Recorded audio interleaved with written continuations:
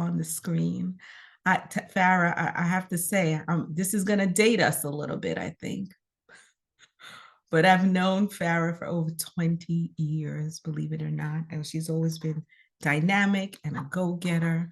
So Farah, welcome to a little un petit parler. We say, join us for in conversation. So I really see this as a conversation, and I know how busy you are. So thank you for joining us this evening. Thank you so much, Karine. Merci en pile. Bonsoir. All right. Mesdames et messieurs, famille you.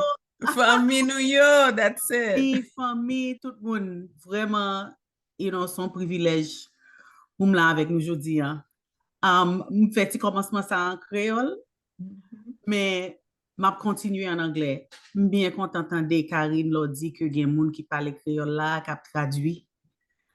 Pour n'importe là nous qui pas comprendre.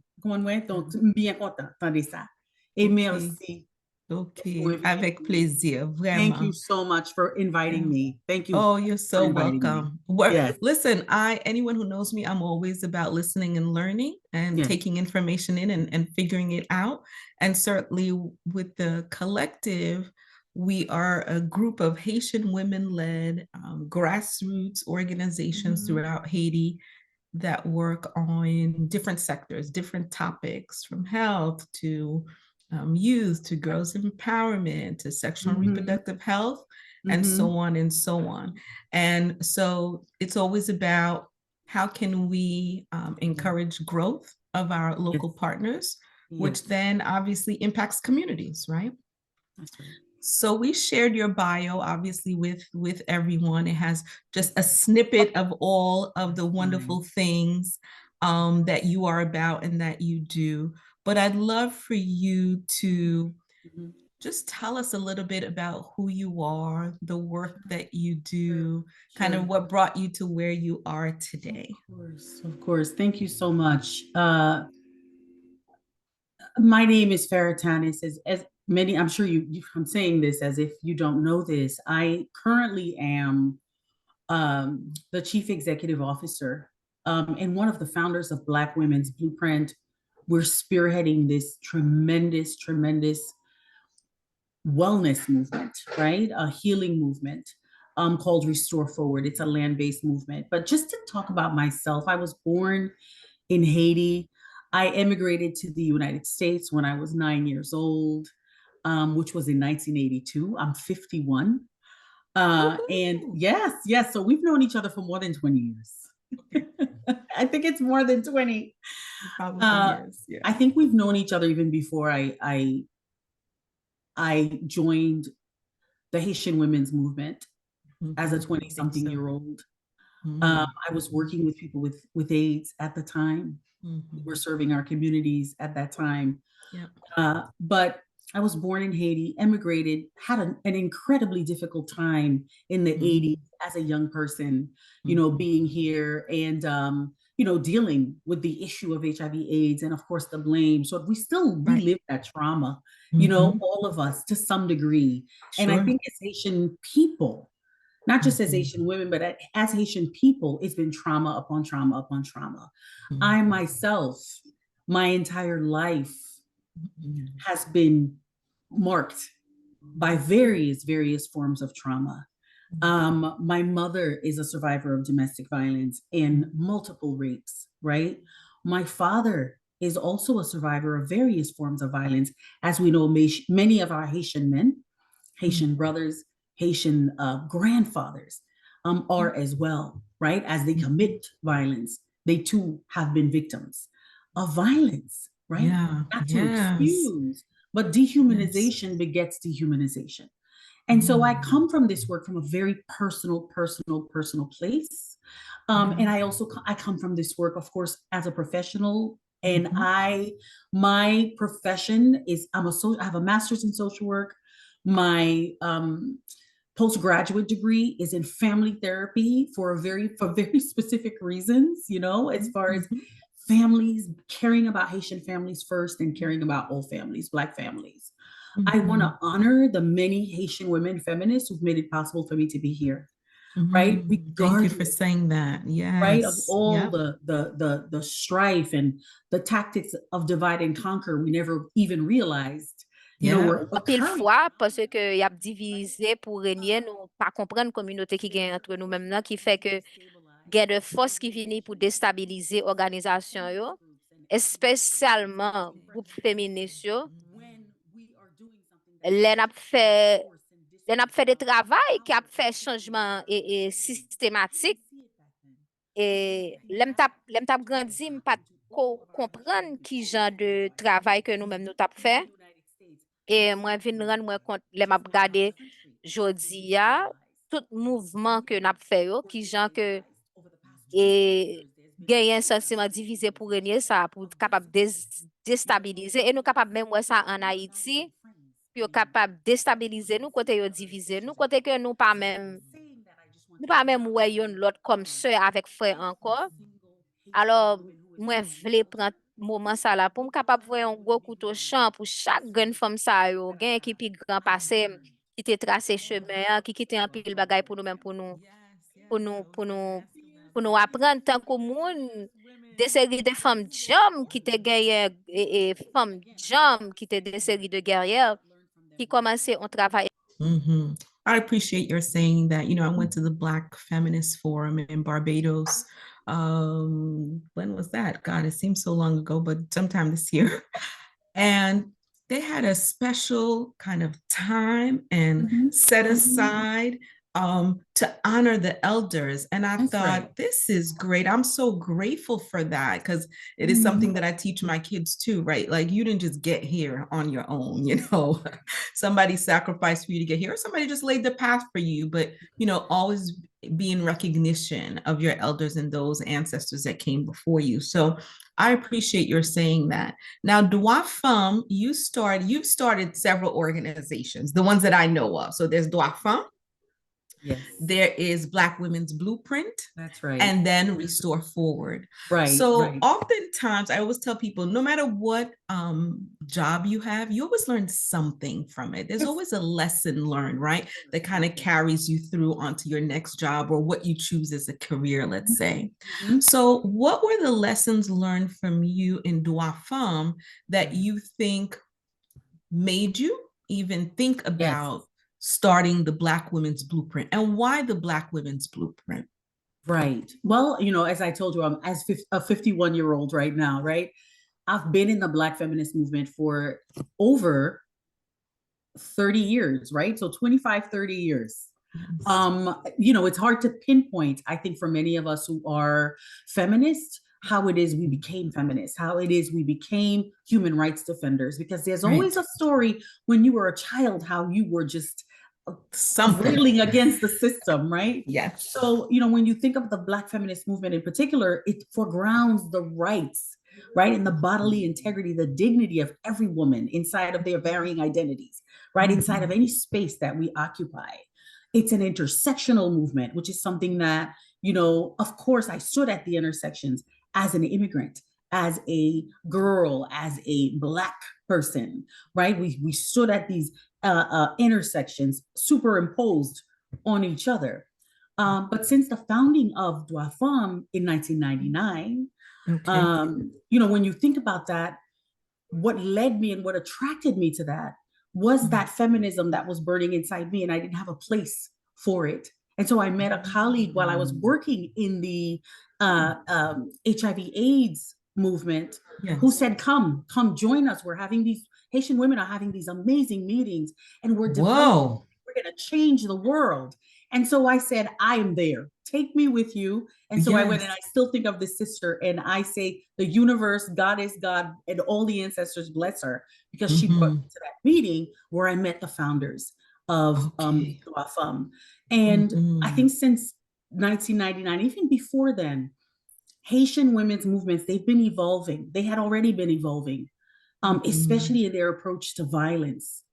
And Droit Femme was focused on violence in particular, and eradicating violence from the lives of Haitian women and girls, not only in the United States, but in Haiti. Our Haitian women's movements have always, in one way or another, they've been located in relationship to international human rights concerns of Haitian people. They've always been located, women, our movements have always been located in relationship to the politics of Haiti, right? To Haitian human rights concerns inside the United States or the Dominican Republic or wherever we were being persecuted, right? So the Haitian women's feminist movement, we've succeeded. No matter how bleak things are, we have succeeded in raising not only general awareness about violence and discrimination, but we've contributed to actual change in policies, right? We've lost a lot of our feminists as well. When you think about the 2010, the earthquake, when you think about, there's so many that we've lost, but the legacy has been left behind.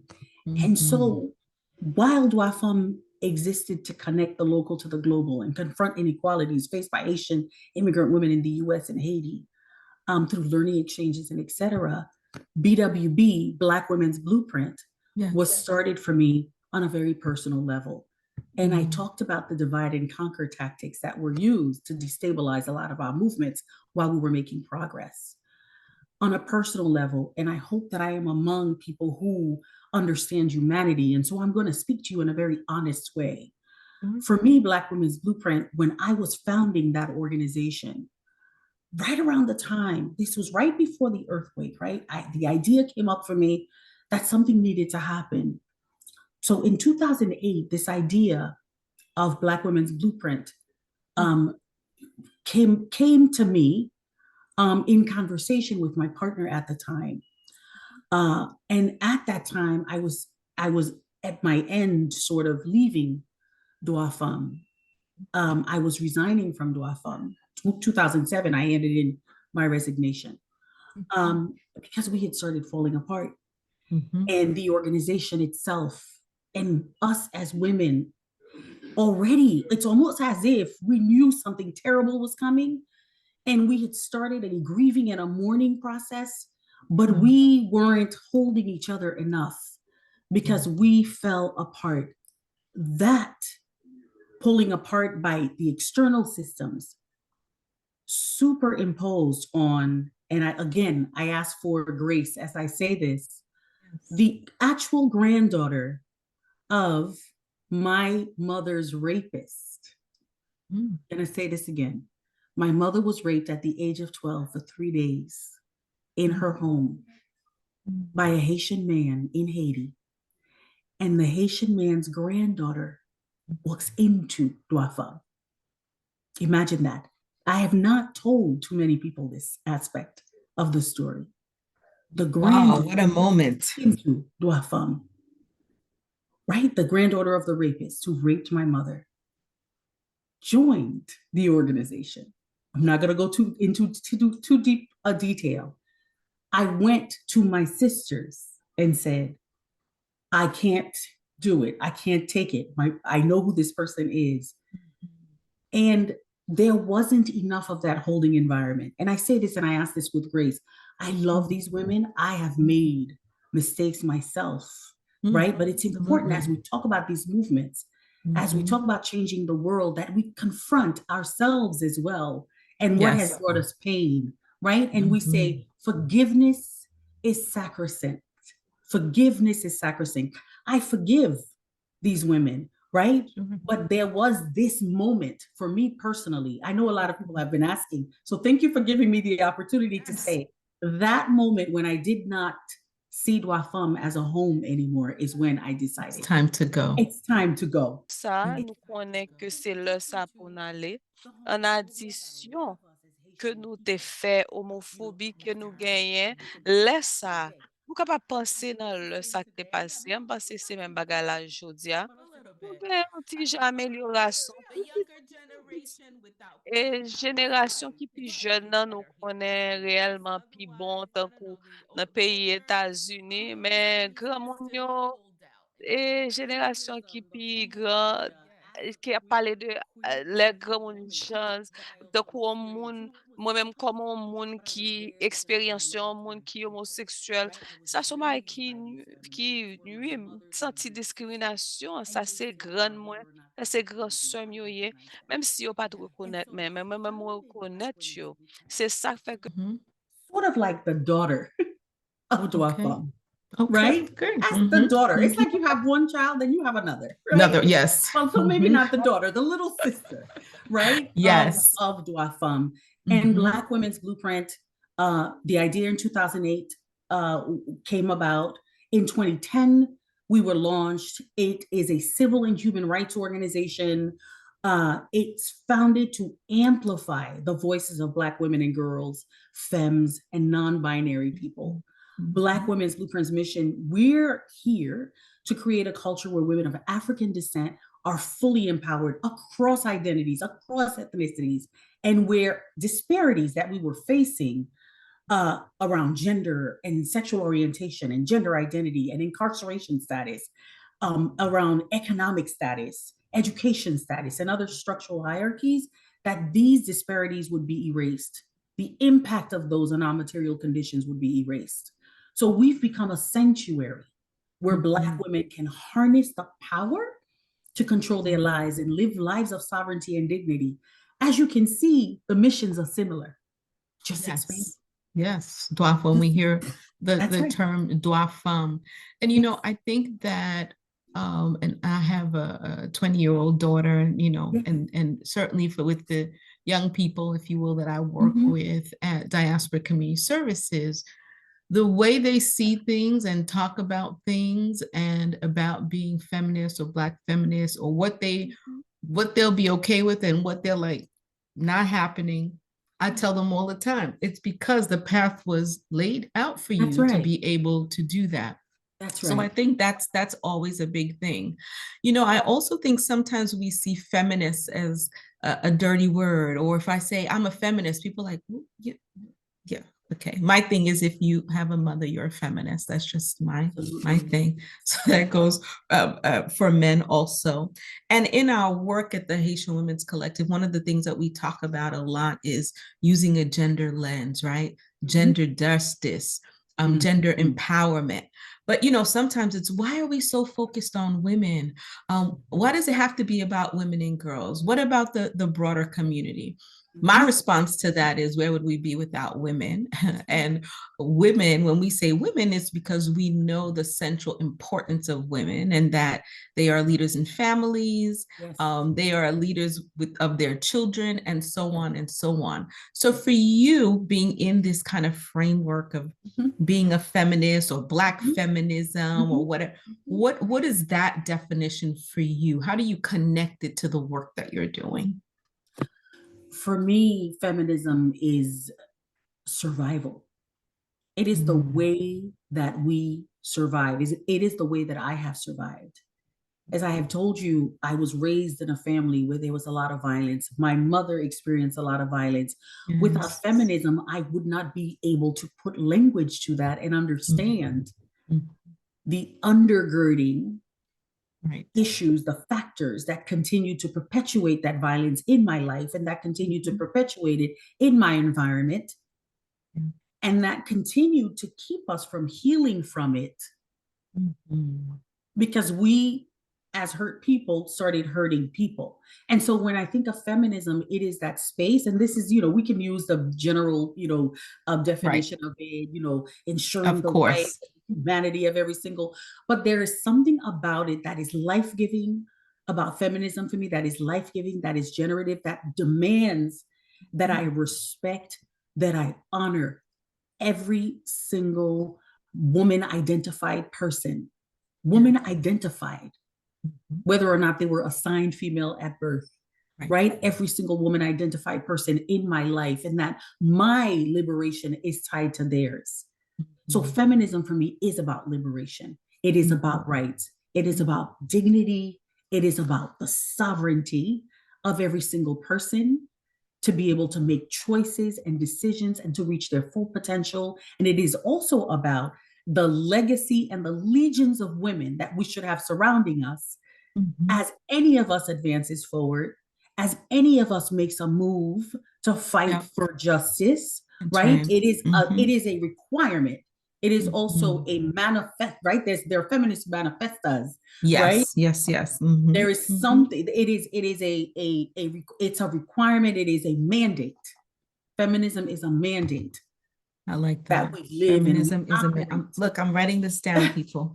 And I know people are listening. They may have questions. Folks, you can put your questions in the chat and we'll take them a little bit later. But I like that. Feminism is a mandate. It's a mandate. It's almost like, how dare you not be a feminist? That's my thing, right? That's right. Right. When we look at reproductive rights in this country. Yes. Right. Who would have said that before? Right. Who would have thought we are in this place now where there are states in this country that women cannot have the whole full spectrum of reproductive rights, including safe abortion? Who would have thought? Right. It's just, it really is just unbelievable. So tell us some of your success stories with Black Women's Blueprint. And I know it leads, we went from, I was saying, Droit Femme, you learned this, you took this lesson, carried it to developing, right? The little sister, big sister. And then what are some of the kind of great things that you're really proud of with Black Women's Blueprint, the success stories, and then we'll talk about Restore Forward. Absolutely. Wow. When I think of Black Women's Blueprint, there are so many successes. I love it. Oh my gosh. The main success, I think, was taking that human rights knowledge and lessons that I had learned from Droit Femme and making it mainstream inside of Black women, African American women's movements and conversations and discourses, right? With what that means tangibly. We organized the first Truth and Reconciliation Commission ever to focus on Black women and sexual violence and reproductive violence in the United States in order to reckon with centuries and centuries and centuries of oppression of Black women and centuries of enslavement, right? Centuries of enslavement that continued to occur even after the abolishing of slavery, right? Not only while we were still on the plantations, right? Wait, when I say abolishing of slavery, I mean the abolishing of the slave trade, meaning you couldn't take a ship and go back to Africa and get more Black bodies. But what did they do? Black women's bodies became the slave ships because we were made to be pregnant at all times and to give birth at all times to generations and generations of slaves without them having to send us across the water to Africa. Right? And that's not just an African American story, right? It happened in the Caribbean, it happened in Latin America, it happened everywhere. And so when you think of that, the Truth and Reconciliation Commission focused on that. It focused on the incarceration of our bodies. It focused on all the ways in which we were unsafe. So when you say, Karine, who would have thought that they would take rights away from our bodies, for us to have control over our own bodies? Who would have thought when you think about reproductive health, when you think about violence, our rights are taken away on a daily basis inside our homes, in the places where we should be safe. And so the Truth Commission was one of the major, most successful processes, events. It was a 6-year period. It was led by survivors. We culminated it at the United Nations, where we did 6 years. It was a 6-year period. 6 years. 6 years of organizing Black women across ethnicities. 6 years of coming and building peace with each other, right? Across ethnicity, because we all had our own kind of ways. We were taught, oh, Jamaicans this and African Americans, the Africans this and the Haitian women are this. So we had to come together and say, where do we have similar interests? Right. Where do we need to come together to survive and to thrive and to ensure that we get to a place where we can finally heal and have joy? So that was the Black Women's Truth and Reconciliation Commission. We've created several programs, the national healing programs, the learning exchanges with African feminists from the African continent. We have launched men's programs, engaging men and engaging boys. Great. We have launched doula training programs. We've worked with midwives. So looking at reproductive health was one of the things that we started doing, especially most recently, I would say maybe over the past 3 years, to prevent maternal mortality. Right. We have been part of VAWA in terms of helping to write parts of VAWA to advocate. That's the Violence Against Women Act, right? We have worked with the city council to pass CEDAW locally, right? And to get CEDAW integrated into the city charter here in New York City. So to get gender and gender rights integrated here in New York City. So there's policy wins. There are the thousands of women and survivors who've connected with us, who've been healed. There's the work with the United Nations. We have written reports, some of the first reports, if not the first reports, on Black women and sexual violence to the United Nations, and presentations in Geneva were by Black Women's Blueprint. And so it's been tremendous. That is the power of coming together across difference. So that is one of our, I would say, among everything else, what ties us together is the ability to respect each other's differences and become more powerful because of those differences. Now you make that sound really good and glowy. But the reality is, and you know, it is difficult. And you know, I appreciate you talked about, you know, just violence in the context of violence and how we think about it, right? Violence in your home, violence at work, violence as a child, violence as an adult, obviously sexual assault, and so much that's related to that. And so I would say people bring things to the table. Right. I say this even at work. You see some folks that are thriving, and I say, listen, people are going to bring their lives to work.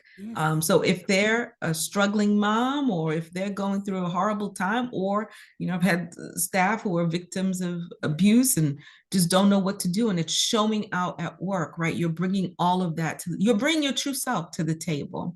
And so how have you maneuvered either Black Women's Blueprint, whatever, in helping to parler de mouvement femme qui gens que nous aider femmes yo ouais que gen l'autre façon que on côté qui pi bon que les pi bon dans l'autre côté que nous capable nous pas obligé remettre yon ak l'autre nous pas obligé d'accord mais pour nous capable arriver dans un point que nous OK que nous capables arriver, sur objectif, qui gens que nous manœuvrer sous ça, imaginez que son bagage que n'a continué, qui ça qui t'est fait pour nous, qui ça qui t'est continué travail pour nous, et que n'a continué pour lire de chaque jour en jour.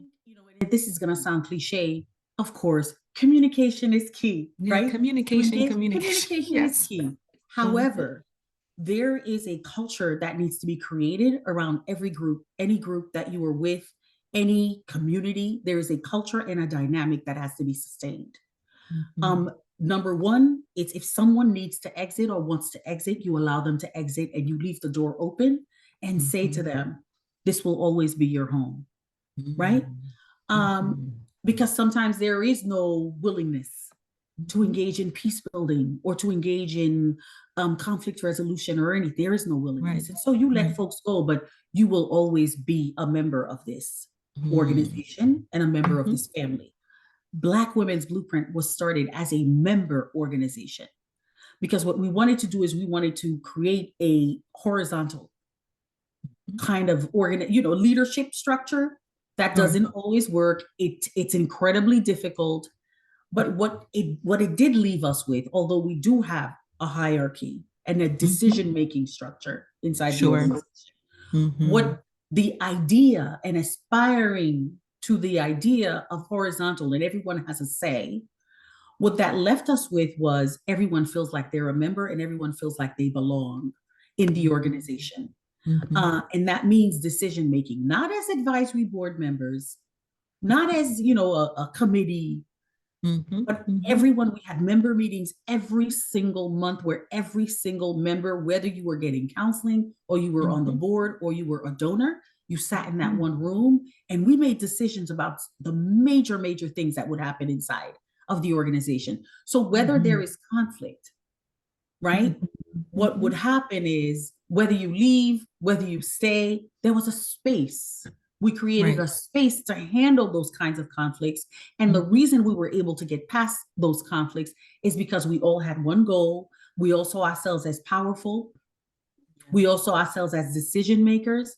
And that makes a huge difference when you are sitting across someone that you think you don't agree with, but we're on equal footing. I may be receiving counseling, you may be on the board, but guess what? We're both survivors and we're fighting on the same side, and we have the same goal.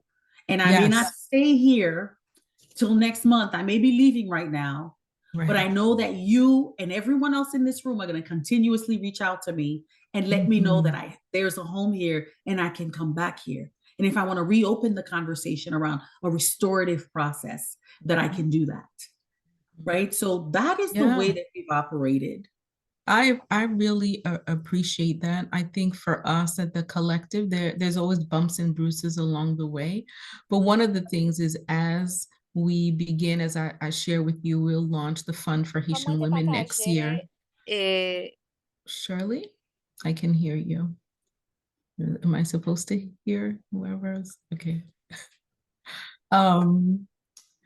You know, as we develop this Fund for Haitian Women, one of the things is really changing the narrative around philanthropy. And listen, I'm preaching to the choir here about how get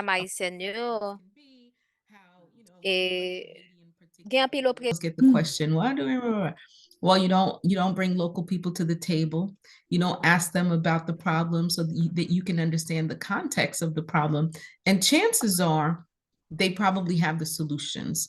And if they don't, your role is really to accompany and explore and learn from them, not to come in, take over, and create what you think are solutions that don't have kind of a long lasting impact. I think also during this time in Haiti, I really like this idea of a truth commission, and I hope that we can partner on it along the way, because you know, it's at a point now where so many women in Haiti have been violated, women and girls. And it's almost like, okay, this happened, and then that's it. You know, we don't hear about it, or we're not speaking the impact, the long-term impact for for everybody. But when I think about little girls in particular, what that is, and then to be living in such a violent environment where they're unsafe, they're not going to school, and so forth and so on. So that's really painful. So my hope is that we can have a conversation, even with our partners, maybe just our partners, we hold this truth commission. And for those that want to speak, it's fine. And those who don't, that's fine too. But it's an opportunity to share the story, right? Because sometimes you're going through the same thing this person next to you is going through. So I see on here that there is something about the chat. The chat is muted, but attendees can raise their hand to ask their question. So Natalie, would I be able to see? Natalie is from Establishing 88 Productions, who helps us out all the time, social media and all of these things here. And so I'm not able to, I see the chat. Or do I? Nice. While you look for the chat, I also want to say that there was a truth commission that happened in Haiti. There was. Haiti was one of the few countries, one of several countries. Oh my goodness. Was this, oh my gosh, maybe back in the 90s? Correct me if I'm wrong, everyone.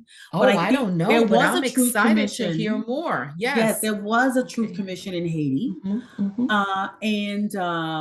But what's happened? So just like there was a truth commission in South Africa or El Salvador, what has happened is in a lot of these truth commissions, when you go back and you kind of survey people, what they say is, when you ask, did it fail? What they will say is, of course it failed. Especially if you're talking to women, and as feminists, we're like, it failed because it never considered us. It never centered our stories. The solutions for the nation must include the solutions for our lives as women and girls. It must include our stories. It must consider, not just consider, but center our stories as well. And so I think, which is why we said, you know what, let's begin here in the United States with a Black Women's Truth and Reconciliation Commission that begins from that place of discussing what has happened to women's bodies. And so I think it's a phenomenal idea to do a truth commission in Haiti, which would, but that it would need to happen around the transition of power. Yes, and Haiti is totally destabilized At the moment, this yes, moment. yes. But the transition of power could be next year, maybe in some form, somewhere around that way. Yes, we are hopeful. We remain hopeful. Yes. Natalie, I did see your hand raised. I don't see any other hands raised because I can only see this screen here. But if you want to feed me a question, or if there are no questions, I'm happy to continue because I don't see any other hands that are raised. So Farah, in your travels, because I know it's not just the US, right? I know you're back and forth and you're in Africa and you're here and you're there and, doing all these, I'm following you. I don't know when, but I'm gonna just pack a bag and I'm out. I'm trying to be with Farah. Where in the world is Farah today? That's my new thing, right? What have you learned and or almost like in communities, right? That you go, wow, look at this. How did we kind of lose that? Because I feel like in Haiti, right, your neighbor is like a family member. That's right. Your neighbor is like, people will think you are siblings, right? Your cousins are like your siblings. That's right. So in your travels, what have you found that kind of maybe rooted us and we've been disrooted? I don't know if that's necessarily the word racinu, to be able to, what can we learn from that? And how can we continue to use some of those ancestral lessons, if you will? Yes. That brings me to Restore Forward, right? So having launched Restore Forward, this land on 300 acres of land, we raised the money for it, purchased the land in cash. Just want to say that, right? And so what's important, c'est important parce que n'a pas l'argent important. We raised very important. We raised and this conversation is about hope and models, and we can do it, and there are opportunities, right? So that's right. You did this and connected to land. So, and I think that we don't realize how important land is. So 300 acres of land was purchased by in upstate New York by Black Women's Blueprint. And we, on that land, launched Restore Forward. Now, that ties into the question you just asked. So you just asked, where have you been? What have you seen? And one of the things that were most striking to me when I was in Kenya and also in El Salvador and in South Africa in particular, right?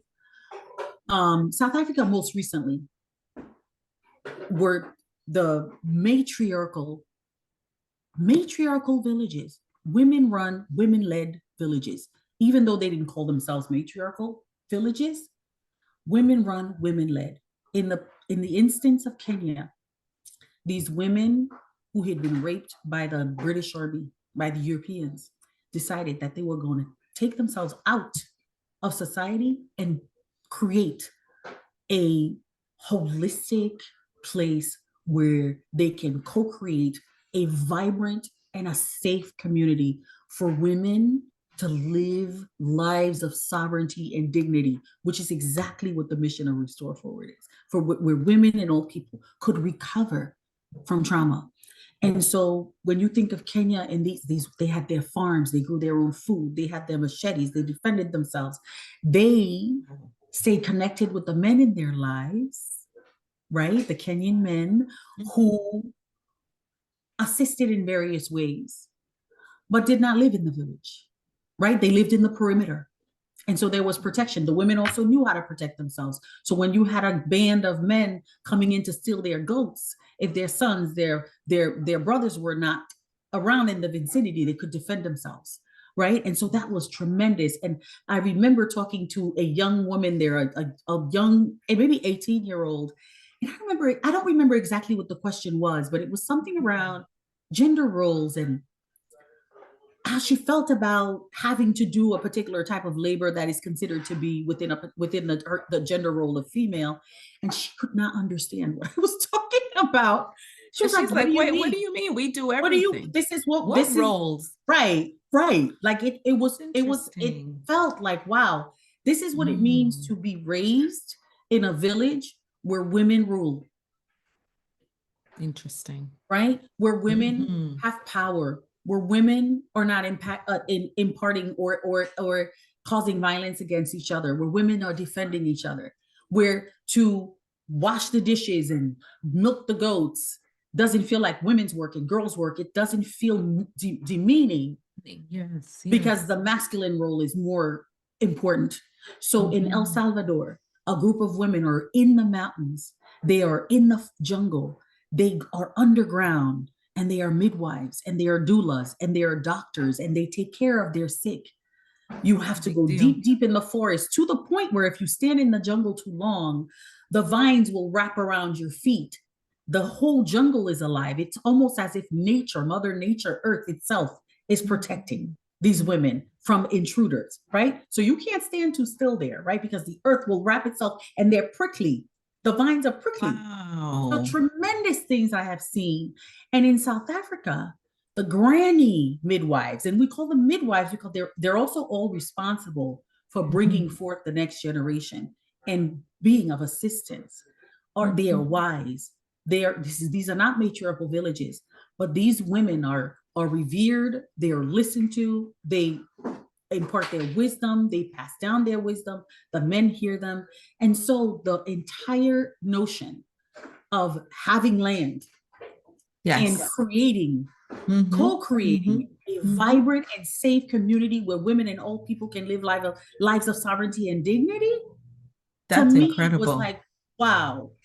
And that they feel protected, right? Because I think that, yes, you're all together, but these men and young men or sons, your nephews, your grandsons, they are there, and they're going to protect you. And yet they honor you that you can still do all of these things that you need to do in order to live. They teach their sons differently. They raise their sons differently. And that is what we need to do. And that is what we need to teach, so that we can create different communities, different worlds. We can fashion less violence. And embody new innovative communities that are responsive to injustice, to violence, to exploitation. So I am really hopeful. There's an invitation to everyone to visit the land. Yes, I know we talked to about grow that. with us, right? It's a lot of land to steward. We're stewarding it with the original stewards of the Haudenosaunee, the Mohawk in the area, the elders, the clan mothers are there to teach us and to be in learning exchange with us about what we know of our Haitian, our Jamaican, our cultures from Africa beyond that, right? In terms of how to be with each other. So these are some of the I would say most inspiring things I love that. That I have learned. I love that. I think, even during this time, and I say that for those who are on or will eventually be watching our partners in Haiti, because it's often challenging, even with, Wi-Fi access and or electricity, that there is hope, that there it doesn't have to be this way. It doesn't have to be that women suffer not just physical violence, right? Because I always say violence is not always physical. That's right. It's the terror that you may have in your heart or in your soul. It may be how you were treated, or just how folks made you feel. It doesn't have to be that way. We can change things and make things just better for women, right? To celebrate women and girls, make them feel safe, allow them to flourish. I think that is so important. So last question, I think, because I don't see any hands up, but my question is, this type of work is work. See, people don't know if you have, you started with, I work with people who are living with HIV and AIDS. Baby, right. There's a whole lot that goes with that. People do not know. Women, men, children, young people. Garçon, grand moun qui a utilize pareil, moun qui gen problème mental. Et que moi connais pour social work. Right? But the reality is that impacts you, right? Unless you don't have a heart and soul, without question, you are impacted in some way. And for whoever's doing kind of community work, right? It affects you in some way. That's right. So how do you, I guess, fill your cup? What do you do to maybe separate some of that, right? Because, I tell you, I have all these young women that are all about the soft life, if you can have it. And They know how to take care of themselves and protect their energy. These are things that we didn't talk about in our 20s and 30s. No, we did not. We did not. And I love it. I love it for them, and they've taught me. And so for you, what do you do, and how do you, I don't know, I guess it's survive, girl, because it can be a lot, right? It can. It can be. Wow. You know, as you were talking, the first thing that came to mind, and I'm like, I'm going to sound corny, but you know, with love, right? I am someone who loves love.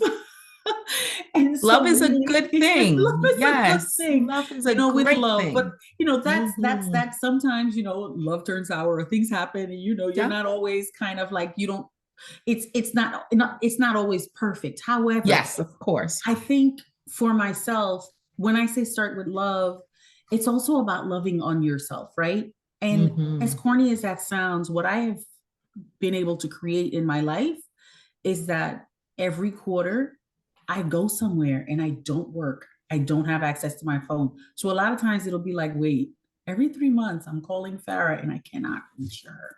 Sometimes more than every 3 months. So as much as I work, I take time off to go to. I'm working on that. Places. Make it happen. I go to beautiful places, get some rest. And sometimes a beautiful place could just be a cabin in the jungle. Or a cabin on the beach, or somewhere where you can be with a different kind of people and you know, eat fresh grilled fish on the beach, or you know what I mean? We some of us are ready to pack our bags and follow Farah. Sleep in, because you know, traveling for work is traveling for work. Oh God, yes. For pleasure and for rest is traveling for rest, and that means there is no itinerary for the day. And if it means I am in bed all day, I'm reading a book, then that's what I am doing. If it means I'm gonna go and get myself a massage, then that's what I am doing. If I'm gonna massage my feet in the sand by myself because you know the finances are not available for me to pay for one, then I will do that. But it's that kind of thing, you know, trying to eat healthy, being on the farm at Restore Forward and growing food intentionally is also an act of self-care. So in that way, I'm very fortunate that I've been able to merge what I do more and more with my own healing, starting from Black Femme. Yes. Black Femme was about my own healing as well. And the healing of my mother and my grandmother and my great-grandmother, going as far back as we can remember. Black Women's Blueprint was about my healing and finding trust in Black women again after the trauma. Yes. I've been in an organization where I felt like, oh my goodness, I did not, the net wasn't there to catch me. More, right. And so when I think about Restore Forward now, there's a healing in that as well, in the land, in nature, in connection, right? And going back to our roots, right? And being able to speak Creole on that land, right? And honoring the blood and the bone and the burial grounds right here on this land, right? And thinking of my own country and what I can do for my own country in Haiti, and to stay connected and to give back what I can when I can, at least to the sisters who are here in the United States who cannot go back, right, to Haiti. And so all of that is healing. To me, so much of that is also self-care, because you're taking care of your heart and your soul at the same time. So whenever I pick a cantaloupe from the land, we do grow cantaloupes. Okay, I love that. Okra, we're cooking the food. Wow. You know, when we cook the okra, we make it Haitian style. When we pick, you know, the bergine, we make, you know, we make it, you know, we make our legumes, you know, with that, right? So it's incredibly healing. There's so much joy in that. It is tough, yes. I don't want to, you know, romanticize it. Sometimes it's tough, you know, sometimes the harvest is terrible because, you know, it was a rough winter, or, you know, it's not possible to go away because I also have an elderly mother that I care for, right? But loving on her also is incredibly healing, you know? And so there are so many ways to do that and to care for yourself. I appreciate that. And I think, we held a convening for some women in November.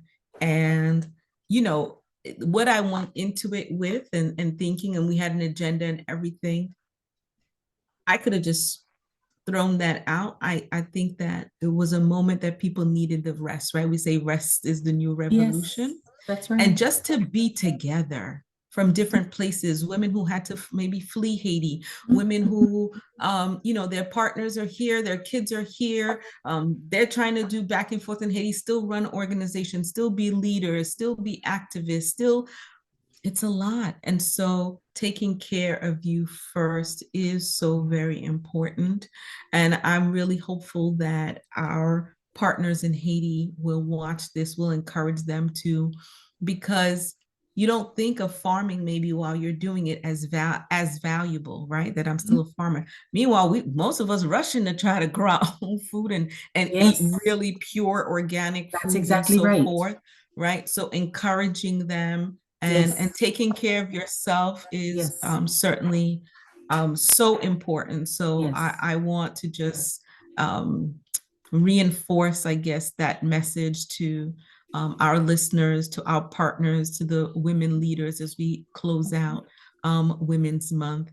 Any last words from you, Farah? And Farah, I think we're going to do our next convening upstate. So the ladies who know, you come, everyone is welcome. Very good. I think that's next on the plan. And when Haiti opens up, because you are connected to the land, you are rooted, right? We are all rooted. Yes, we are. Hope that eventually together that you would join the Haitian Women's Collective and many others to bring some peace and healing to our country, to who we are. So I'll give you the last word and then we'll close out. Gosh, I think the last word that I would have is, again, I want to bring it back because I want to accent it, because we know what has happened, right, between Haitian women here and the fractures and the ruptures. And I want to issue an invitation to my sisters at Doa Femme. I hope that you are watching. I ask for your forgiveness. And I offer you mine. I come to you humbly with recognition that I am here because of you. I acknowledge and I recognize and I thank you for every ways that you have planted the seeds in me that is the tree that you see now, right? Everything I do, everything I have done, I give you credit and I give God credit and I give my ancestors credit. But you continue to remain on my mind. My number has not changed. That's it. And it's okay. Sometimes you need a little separation, right? Yes. And sometimes we learn and we grow, and as we get older, wisdom is something that's really important. We don't give it as much importance in society. That's right. Being wise and knowing it's not about right or wrong. It's just life. No, it's not. It's just exactly. And being happy. The way that life is. Please be happy. It brings joy. It brings joy. Forgiveness is joy. Connection is joy. Mending ruptures is joy. And so I invite you to that joy. Yes, absolutely. So I think, whenever we definitely want to talk about this Truth Commission. I love this idea of learning and what you did and how you did and so forth. So we definitely will add that to our agenda, I guess, for the collective. And then we're going to have to do a convening upstate. We're gonna be there. I don't know when, but you and I will figure that out and pull it together. Absolutely. I can't thank you enough. Thank you. I don't even know the last time I physically saw Farah. This is what I want people to know. We got on the phone, on the Zoom, and it was just like we hadn't seen each other, right? A few months ago. Yes. I thank you. Amazing. My love and heart to you. Absolutely. And continued success with all of what you do. And to those who came on, our supporters and friends during this difficult time, thank you. We do have a GoFundMe campaign going on. So if you're on our social media, you will be able to see that. So thank you, everybody. Natalie just put it in the chat. Thank you, Natalie. So this is just an emergency fund for 3 very specific partners in Haiti who are doing sexual reproductive health, safe housing, and economic development for women. So really pointed and important things during this time. So this crisis is going on, but women are still making things move in Haiti. And for that, I'm grateful to be a Haitian woman. Thank you all so much. Guys, have a good night. Thank you to our interpreters. Thank you for Natalie for technical support. And until next time, thanks, Farah. Take it easy. Thank you. Good night. Bye, everybody. Bye-bye.